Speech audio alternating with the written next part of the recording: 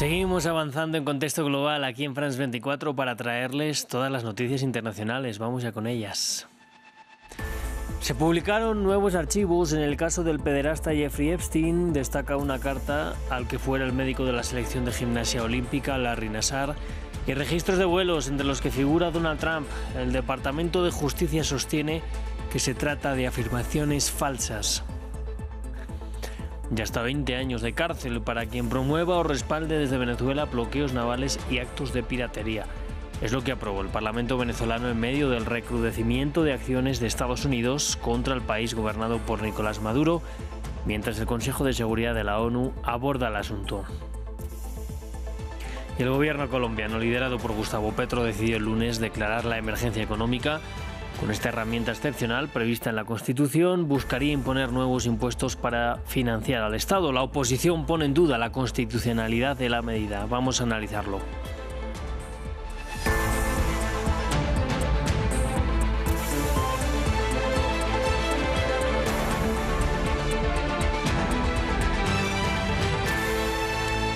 Pues vamos a abrir el informativo en Estados Unidos para hablar de las nuevas revelaciones en el caso del pederasta Jeffrey Epstein. Documentos desclasificados por el Departamento de Justicia de ese país exponen intentos del FBI para interrogar al príncipe Andrés sobre sus lazos con otro depredador sexual. También arrojan luz sobre presuntos vínculos con Donald Trump, entre ellos registros de vuelos en el avión de Epstein. El departamento los tilda, sin embargo, de falsos. Vamos a verlo. Circulan más archivos del caso de Jeffrey Epstein, que fueron publicados por el Departamento de Justicia de Estados Unidos. En este paquete de casi 30.000 páginas, el presidente estadounidense Donald Trump aparece mencionado numerosas veces, aunque el Departamento de Justicia trató de desacreditar las publicaciones que vinculan a Trump. Algunos de estos documentos contienen afirmaciones falsas y sensacionalistas contra el presidente Trump, presentadas al FBI justo antes de las elecciones de 2020. Para ser claros, las afirmaciones son infundadas y falsas, y si tuvieran un mínimo de credibilidad, sin duda ya se habrían utilizado como arma contra el presidente Trump.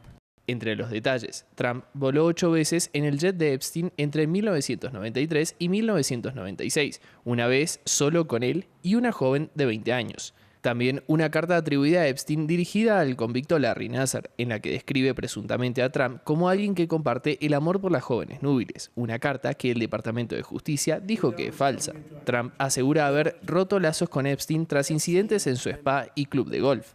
Otra de las figuras internacionales salpicadas, el ex príncipe Andrés de Reino Unido. Investigadores británicos creían que podría tener información clave sobre si vio a menores de 18 años allí, en el marco de una pesquisa por tráfico sexual internacional contra el multimillonario condenado por delitos sexuales Peter Nigger. Estos 11.000 nuevos archivos, según AFP, responden a una ley que obliga a su publicación total antes del 19 de diciembre. También en Estados Unidos tenemos que seguir hablando de la pugna entre Donald Trump y la Corte Suprema, que ha prohibido el despliegue de la Guardia Nacional en Chicago. El presidente había ordenado ese despliegue junto a Portland tras haberlo hecho en Los Ángeles también, en Memphis y en Washington, todas ellas ciudades gobernadas por demócratas que el presidente tacha de caóticas y tomadas por el crimen. Tanto demócratas como otros opositores a Trump tachan estos argumentos como falsos y meras excusas para una arremetida política contra sus adversarios. Vamos a hablar del Consejo de Seguridad de las Naciones Unidas, que ha celebrado una reunión de urgencia a petición del presidente de Venezuela, Nicolás Maduro. En ella trató la tensión generada por Estados Unidos tras su despliegue en el Caribe y las amenazas contra Caracas. Al tiempo, la Asamblea Nacional de ese país, con mayoría oficialista, aprobó una ley que castiga con hasta 20 años de cárcel a quien promueva o respalde desde Venezuela bloqueos navales y actos de piratería. Aquellos que estén a favor de aprobar la segunda discusión del proyecto de ley de protección de las libertades de navegación y comercio contra la piratería, bloqueos y otros actos ilícitos internacionales, sírvanse manifestarlo con la señal de costumbre. Queda aprobada la ley por unanimidad. En consecuencia, se declara sancionada la Ley de Protección de las Libertades de Navegación y Comercio contra la piratería.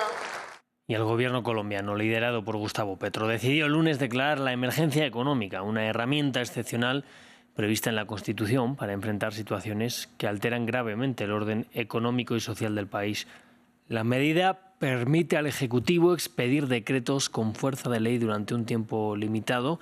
En este caso, buscaría imponer nuevos impuestos, especialmente a los más ricos, para financiar al Estado. Para hablar de ello nos acompaña Catherine Flórez, profesora de Economía en el Departamento de Derecho Económico de la Universidad Externado de Colombia.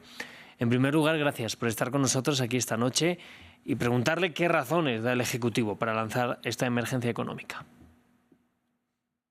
Buenas noches. Bueno, las razones que da el presidente Petro y el Ejecutivo de esta emergencia económica es que hay una crisis inesperada e insostenible por la cual se deben decretar nuevos impuestos, aunque en realidad no es una crisis o un shock reciente, sino es un problema estructural que tiene el manejo financiero del Estado colombiano.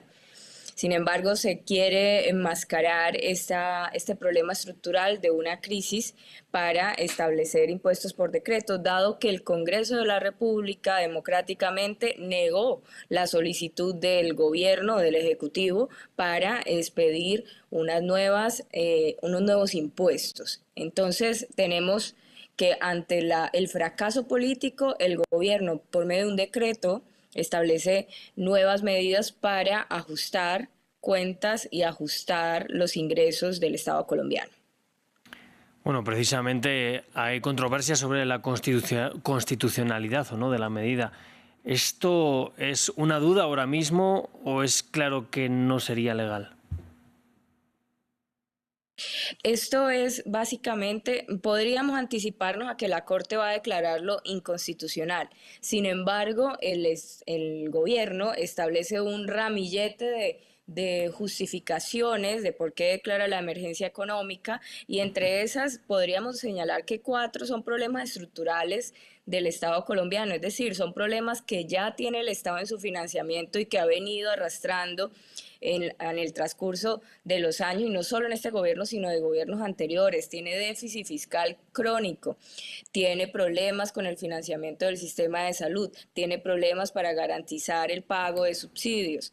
¿Cuál es el problema más reciente, o al menos el que se agravó en las últimas semanas? Ha sido el conflicto con el ELN, básicamente una guerrilla que establece hace una semana un paro armado con 51 hostigamientos, 13 atentados terroristas, 5 muertos, más de 30 víctimas, heridos.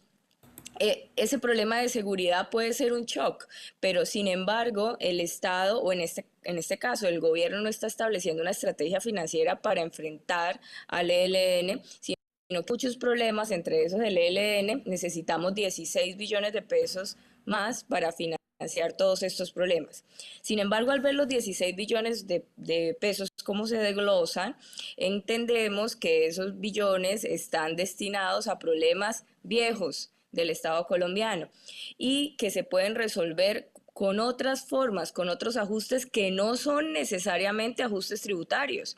El gobierno podría, sí, establecer decretos para estructurar los gastos del Estado. Yo les cuento que solo el 15 o 16% en promedio del gasto del presupuesto general de la Nación en Colombia se destina a inversión, 21% se destina a pagar intereses de la deuda y el 60% se destina a gastos de funcionamiento burocrático.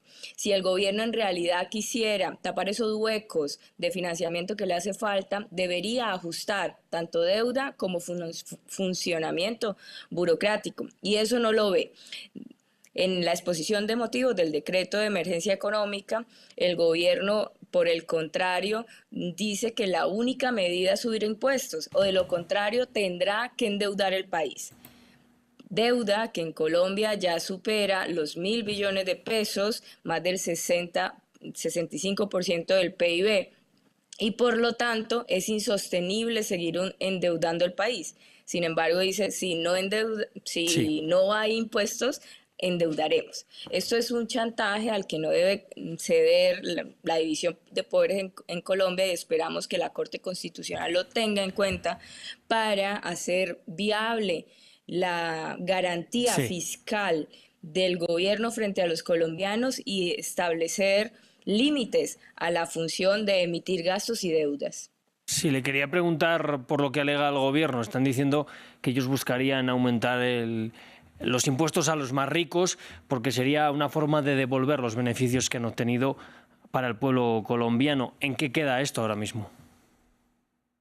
Sí, el gobierno colombiano, como les decía al principio, estableció una ley de financiamiento para tratar de recaudar esos 16 billones de pesos que le hacen falta para el presupuesto. Sin embargo, en esa ley de financiamiento establecía unos impuestos que el Congreso determinó que eran inviables por la situación económica y social que vive el país, además de la alta carga tributaria que ya pesa sobre las espaldas de los colombianos.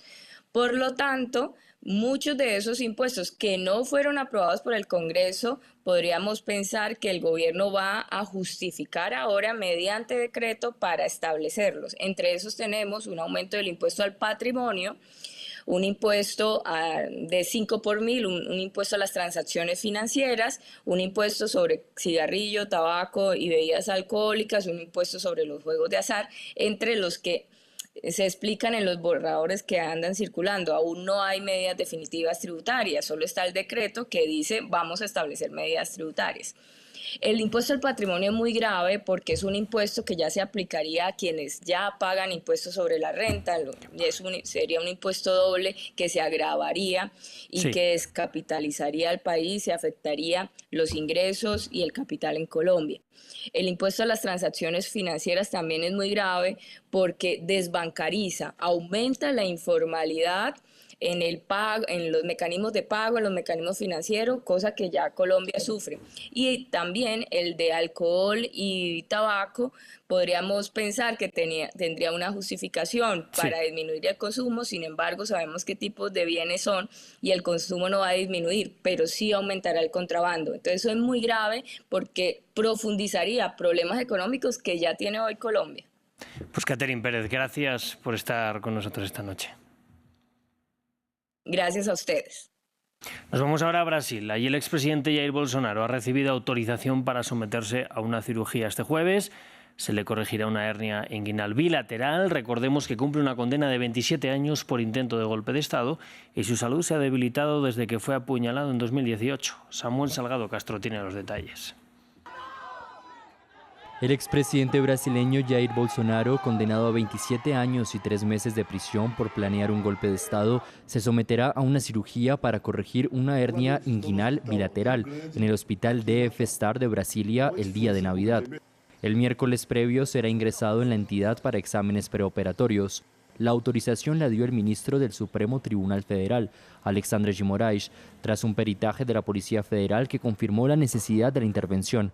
La Policía Federal tendrá que ofrecer completa vigilancia y seguridad del custodiado durante su estadía, así como del hospital, y mantener equipos de turno. La salud de Bolsonaro se ha visto debilitada desde que fue apuñalado en el abdomen durante su campaña en 2018. El procedimiento, programado para la mañana del jueves 25 de diciembre, durará entre 3 y 4 horas bajo anestesia general. El objetivo es reposicionar el intestino y reforzar la pared abdominal, reduciendo riesgos de dolor y complicaciones.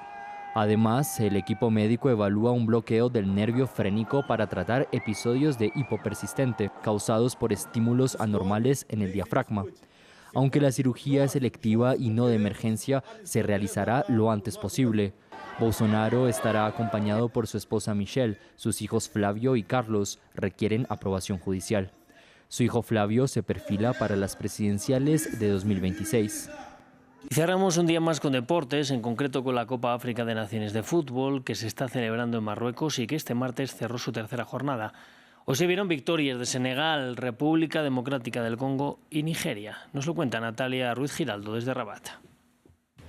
Una canasta ahora pasada por agua, pero ha traído una buena cosecha de goles como la que se vivió esta noche aquí en el Estadio Olímpico de Rabat, con la victoria 3-1 de Túnez ante Uganda. Los tunecinos que se dejaron sorprender por los ugandeses ya en los últimos minutos del partido. Hoy también fue la entrada en materia de Nigeria, finalistas hace 2 años de esta competición, ganaron 2-1 ante Tanzania. Senegal, una de las selecciones más serias pretendientes al título, también no tuvieron problemas forma para deshacerse de Botsuana 3-0, con además un doblete de Nicolas Jackson, el delantero del Bayern Múnich. Y el día comenzó por una victoria de la República Democrática del Congo ante Benín, un partido además en el que se pasaron cosas un poco extrañas, como el VAR que dejó de funcionar sobre el minuto 70, justo cuando había una acción que se tenía que revisar porque había un posible penalti a favor de Benín. En todo caso, fue una victoria 1-0 para los congoleños. Mañana tendremos 4 partidos con Burkina Faso, que se va a medir a Guinea Ecuatorial, el país hispanohablante de esta Copa Africana. Argelia lo hará ante Sudán. Argelia, además, que contará allí como guardameta a Lucas Zidane, uno de los hijos de Zinedine Zidane, gloria del fútbol francés. Serán también los marfileños, Costa de Marfil, que va a comenzar la defensa de su título conseguida en casa hace 2 años ante Mozambique, y Camerún lo hará ante Gabón. Pues con este reporte nos despedimos. Sigan aquí conectados en France 24, que enseguida volvemos.